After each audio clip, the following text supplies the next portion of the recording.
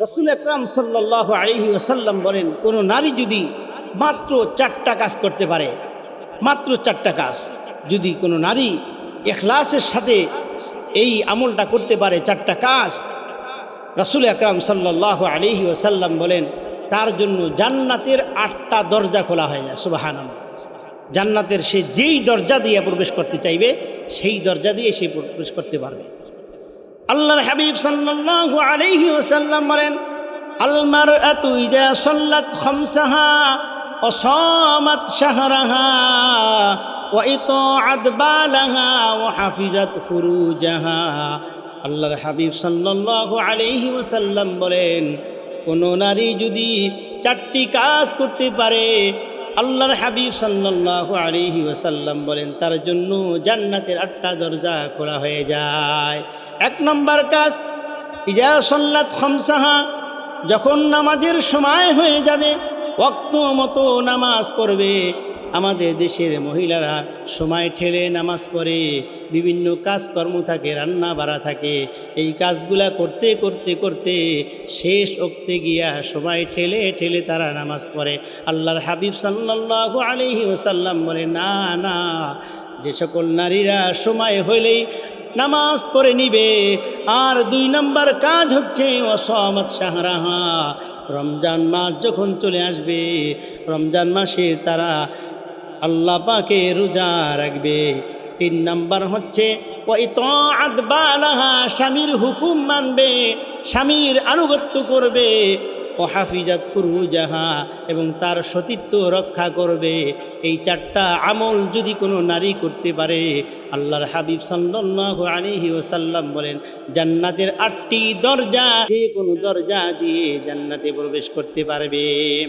আমার ভাইয়ারা, কোনো এক সাহাবী ইসলাম গ্রহণ করার পরে রাসূল সাল্লাল্লাহু আলাইহি ওয়াসাল্লামের নির্দেশে সফরে চলে গেল। সফরে যাওয়ার সময় তার ঘরের মধ্যে স্ত্রীকে রেখে গেল, আর কেউ নাই। মুহরিম একজন ছিল বাজার সদাই করে দেওয়ার জন্য। ওই সাহাবী সফরে চলে গেল। সফরে যাওয়ার পরে কিছুদিন পরে ওই মহিলার কাছে সংবাদ চলে আসলো, মহিলারে, তোমার বাবা অসুস্থ, তোমাকে দেখতে চেয়েছে, কিন্তু স্বামী তো ঘরে নাই। রাসূল আকরাম সাল্লাল্লাহু আলাইহি ওয়াসাল্লামের কাছে ওই মহিলা চিঠি লিখে পাঠালো, ইয়া রাসূলুল্লাহ, ইয়া হাবিবাল্লাহ, আমার বাবা অসুস্থ, আমার স্বামী তো সফরে, কিন্তু আমার বাবাকে দেখতে যাওয়ার মতো অনুমতি আছে কিনা? আল্লাহর হাবিব সাল্লাল্লাহু আলাইহি ওয়াসাল্লাম বলেন, স্বামীর এত বেশি মর্যাদা, এটা বুঝাইতে গিয়ে রাসূল সাল্লাল্লাহু আলাইহি ওয়াসাল্লাম বলেন, মহিলারে, আমি রাসূল তোমাকে অনুমতি দিতে পারি না, তোমার স্বামীর হুকুম এখনো বলবৎ আছে। কিছুদিন পরে আবার ওই মহিলার কাছে আরেকটা সংবাদ আসলো, হ্যাঁ মহিলা, তোমার বাবা মুমূর্ষু অবস্থায় আছে, যে কোনো সময় মৃত্যুবরণ করতে পারে, তুমি শেষবারের মতো একটু দেখে আসো। আল্লাহর হাবিব সাল্লাল্লাহু আলাইহি ওয়াসাল্লামের কাছে একটা চিঠি লিখে পাঠাইল, ইয়া রাসূলুল্লাহ, ইয়া হাবিবাল্লাহ, আমার স্বামী তো সফরে, আমি কি আমার বাবাকে একটু দেখতে যেতে পারি শেষবারের মতো? আল্লাহর হাবিব সাল্লাল্লাহু আলাইহি ওয়াসাল্লাম বলে, মহিলারে, তোমার স্বামীর হুকুম এখনো বলবৎ আছে, আমি রাসূল তোমাকে অনুমতি দিতে পারি না।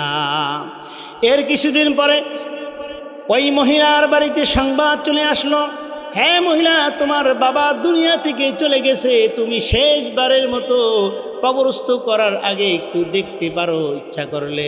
আল্লাহর হাবিব সাল্লাল্লাহু আলাইহি ওয়াসাল্লামের কাছে চিঠি লিখে দিল, ইয়া রাসূলুল্লাহ, ইয়া হাবিবাল্লাহ, আমার স্বামী সফরে, আমার বাবা দুনিয়া থেকে বিদায় হয়ে গেছে, আমি কি যাইতে পারি?